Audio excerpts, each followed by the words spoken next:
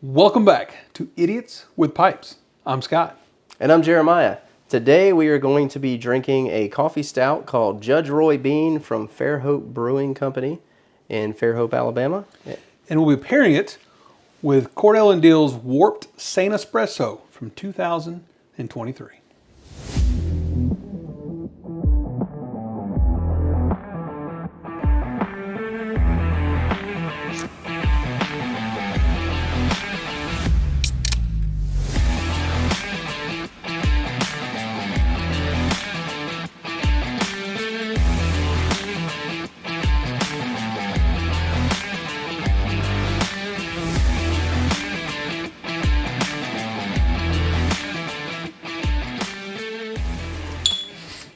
So that is a very nice fancy lighter you got there, sir. It seems to work every time. At 60% of the time, it works every time. Thank you. Oh, you're welcome. Finally invested a little money in this, in a lighter, and I'm loving it. Absolutely loving it. I don't think I've ever tried to light it and it not work.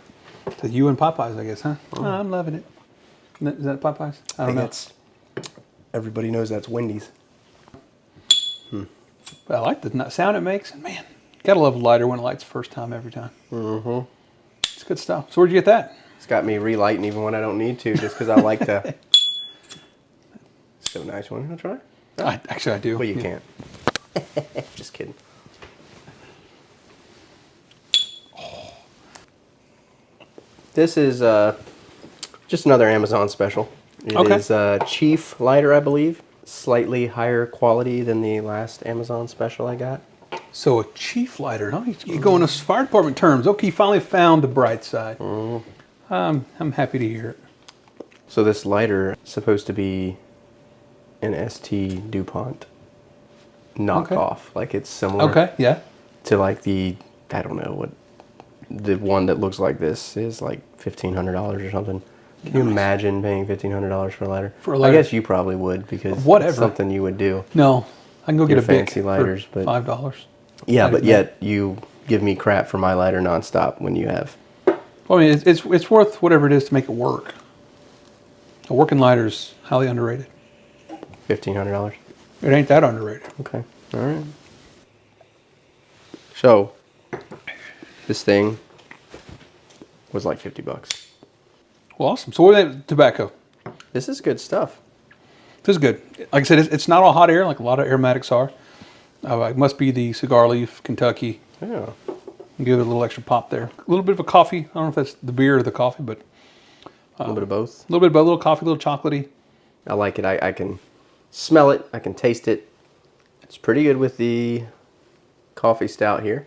It's definitely one of my top 5 favorite aromatics. I really do like it because it's not all hot air. I feel like everything we smoke is in your top 5 favorite aromatics. Well, we haven't made that many episodes yet, so we're still in my top 5. That's fair enough. It's fair enough. This beer, first time I've ever had it, is really good. I do like this.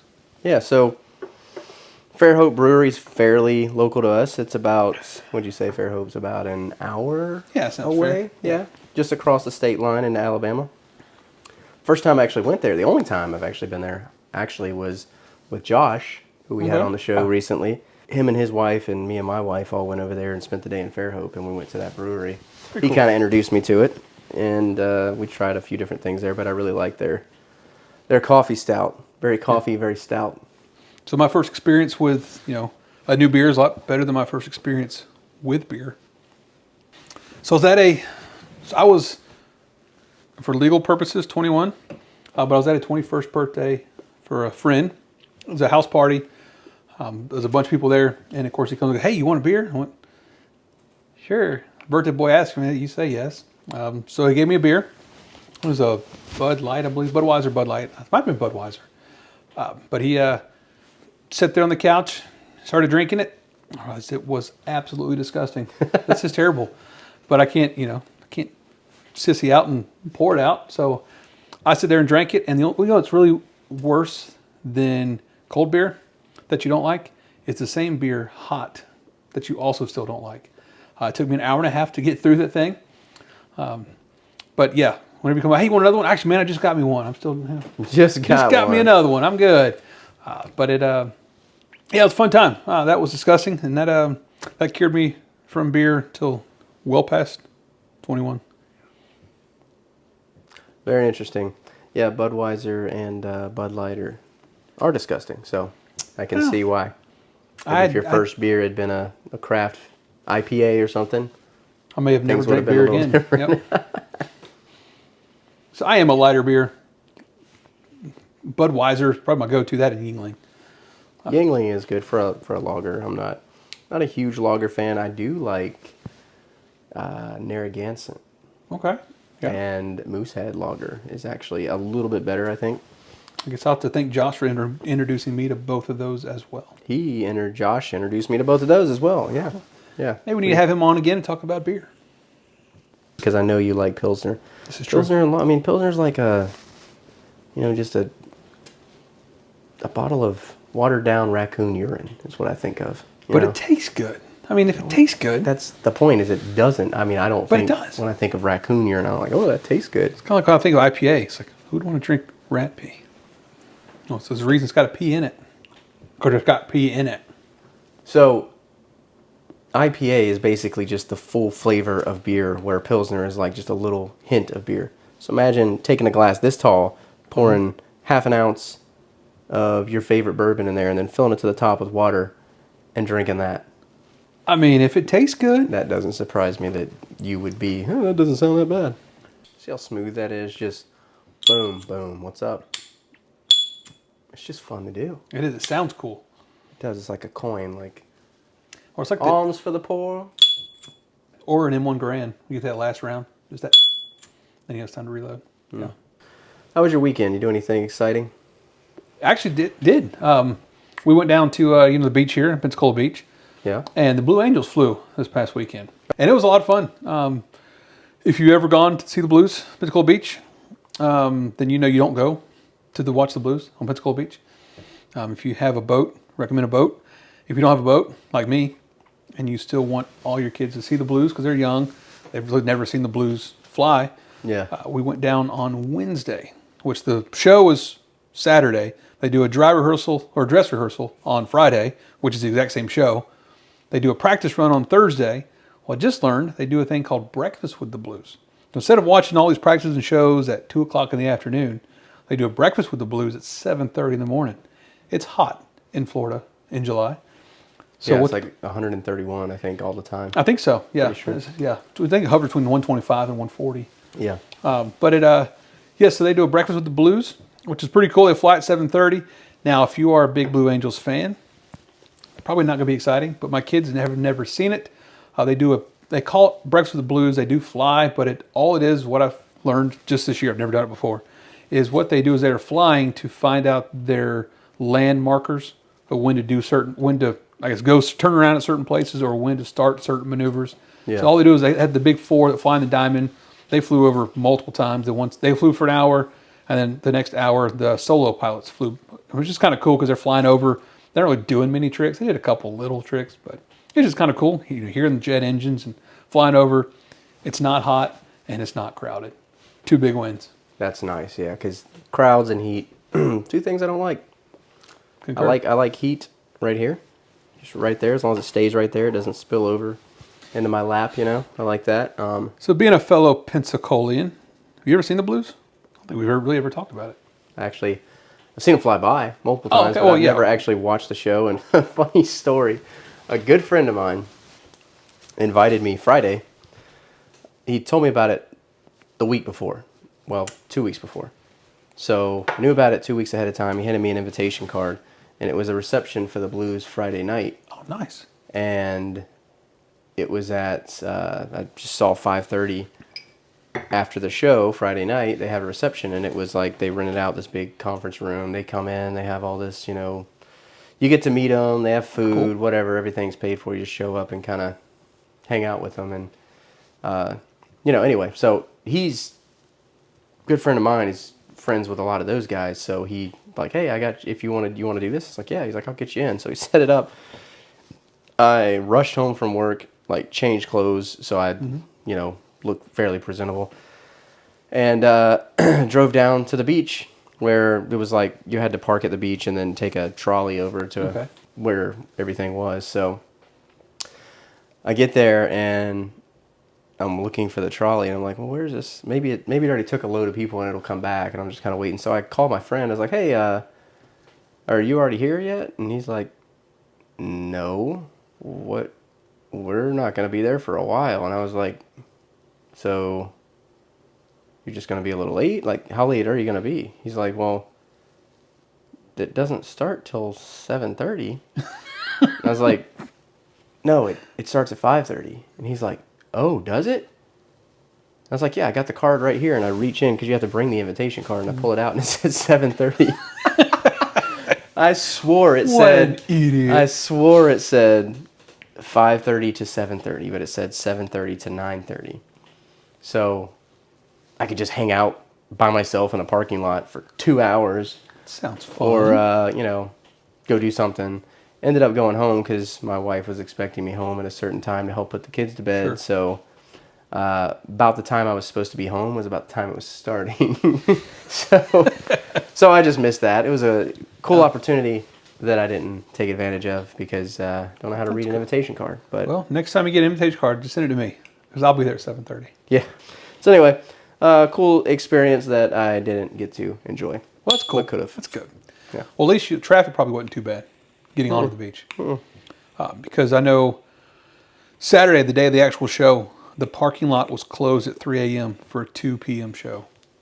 It was full. 3 a.m.? It was closed at 3 a.m. There was no more parking. The day before. So people... Oh, the morning of, yeah. So the show was at 2 p.m. By 3 a.m. that morning, the parking lot was full. So people just pulled up and camped out all night? Yep. That's exactly, yeah. I may never actually go to a blues show then if it's that crazy. It is absolutely insane. I don't know why I've never been there. I've been in Pensacola for 12, 14 years, and I've just never gone. I don't like crowds that much. I do not like crowds that much. I've been in Pensacola for 38 years, and I've seen them twice. Wow. With this Wednesday will be number 3, or that Wednesday was number 3. So I think the show twice. Somebody had a boat. So the breakfast with the blues is the way to go. They don't do a lot of tricks, but just to watch them fly over, yeah. Kids absolutely loved it. That's crazy. But the Thursday show is apparently pretty good. That's when it starts getting crowded. Thursday's tolerable. Friday and Saturday, no. Unless you got a boat, I wouldn't even do it. Well, even like I've seen videos and pictures of friends with boats out there, and it's like they look like they're in a parking lot on the water. You can pretty much just walk from the boat to the beach. They're so close together. Their boats are all almost touching. Like that. That looks miserable. I think you would almost be stuck there if you're like, I want to go home. Well, you got to wait till the show's over because all the boats are blocking you in. Pretty much. No thanks. But the other option, the wife explored a little bit. We could get a hotel for Friday night or Saturday, and sit on the balcony of your hotel. $6,000 a night. Yeah. It was only like $1,200. Okay. For one of the cheap hotels. So it's very reasonable. It's on the beach. How cheap can it be? Me and my wife had our honeymoon. We've been married a little over 14 years, and we had our honeymoon on the beach at, I don't remember the name of the hotel, but one of the hotels at the beach. And we're like, this place is awesome. So we moved here. That's awesome. Yeah, we've been married 13 years. Huh. Yeah, 13 years last week. Almost as long as us. One year short. Yeah. Yep. Yeah. And not embarrassing. We decided, my wife decided, you know what? Let's make people choose. So we got married on the day the blues flew at the same exact time. Did you? Yep. So it said, pick, punks. You going to be with us? That's funny because we inadvertently chose our wedding date as Mother's Day. It was on a Sunday, and it was Mother's Day that year. So tell me more about this bookshelf, book tower of rich mahogany and leather-bound books. I do love the smell of rich mahogany and leather-bound books. But so I got this idea on I think it's either our honeymoon or a second-year anniversary. We went to the Biltmore Mansion in Asheville, North Carolina. But you go into he has a man cave that rivals all man caves. But you walk into it, and he ain't been alive in like 100 years. But you walk in, and you can still smell the smoke of cigars and pipes. And it just still has that aroma. Well, that's awesome. And I walked in and went, this is what I want a man cave to smell like. I really liked that, just the wood that absorbed the smell. I wanted that in my future man cave, which is one of the reasons why I designed this room this way. But also, if you just watched the show Gilmore Girls. So one day I'll tell you about I actually went on the set of Gilmore Girls one day. They weren't filming that day, but the set was all set up. on that show is the dad, or I guess the grandpa. Richard Gilmore. Yes. I may have heard of the show. Yeah. Yeah. My wife's a big fan. Yeah, mine too. Our daughter's name is Rory. I never put that Rory together. Gilmore. But yeah, if you ever look at his office, it's like solid wood panel. It's very fancy. Let's retire to the sitting room and have a cigar and a brandy. I love it. So I combined the two. I wanted the room to smoke in, and then I wanted as much wood panel as I could afford, which is why that's the extent of my wood paneling. Yeah. In the whole room. What do you think of the pairing, Scott? I enjoy it. I know we actually did some research, kind of how to pair this. I think it's the first time we've ever done research on an actual pairing to see. Yeah, usually we just kind of wing it. Yeah, we pick a bourbon, pick a Backy. But the beer and Backy. Bourbon and Backy. We did some research. Did lots of extensive 2 minutes of internet search, and found that this pairing I thought went really well. Nothing really overpowers the other. It's a good coffee porter, or is it stout? Stout. Coffee stout. Similar. With a coffee chocolatey tobacco, because there's a hint of tobacco or chocolatiness in this. It does have some coffee notes. There is a hint of tobacco in this as well. Yeah. There is a slight hint of tobacco in there. I do get that. I do pick that up. No, I agree. There's definitely some coffee in here, coffee in there, chocolate in here, chocolate in there. It is. Nothing's really strong and overpowers the other. They really just complement well. So if you have a good coffee porter or stout, you do have some Saint Espresso left over from last year, give it a shot. Let us know what you think. I think it's a great pairing. It'd be even better in the cooler weather, the cool fall weather. That I will agree. Which we get down here for about a month, maybe. A month? Of fall weather, before it gets to We have almost summer, still summer, and then just not summer. For we don't get, what's fall weather? Huh? Yeah, it's true. Not fall or winter. We get fall for maybe a couple weeks. The fair. Every year. The Interstate Fair comes into town the last week of October. It gets cold. Yeah. Every time. They bring the cold weather. Literally, it's been like 30 years. I haven't paid attention to that. Yep. Probably onto something. It's usually the first cold snap is during that last week of October when the fair gets here. Always. But no, this is a great pairing, and it'd be even better in the cool weather. I think it'd be amazing. I love a good dark porter or stout in the wintertime with a nice tobacco that pairs with it. This is amazing. Yeah, for sure. A little campfire going. Yeah, or a fireplace. Campfire, I'm more of a Latakia guy for my winter smoke. Are you? I am. I just like Latakia. Well, I like Latakia all the time. I'm still easing into Latakia. I like it. Little Kia. Little Latakia. Latakia. There's a lot of little Kia. Are we doing this again? Nope. But it's cool. It's nice to think about in the AC instead of sitting outside in the night. Literally 92-degree weather outside. Yeah. So. Yeah, it's probably 92 right now, and it is nighttime here. Yep. Currently in Florida. So thank you for joining us. If you liked the content and stuff we talked about today, please like and subscribe. If you didn't like it, like and subscribe to prove to us that you didn't like it. Please comment below. Let us know your thoughts on any beer and tobacco pairings you've tried. And let us know your thoughts on this pairing if you have tried it. And if you haven't, you should, because it's amazing. But what do we know? We're just idiots with pipes. Till next time. Stay classy.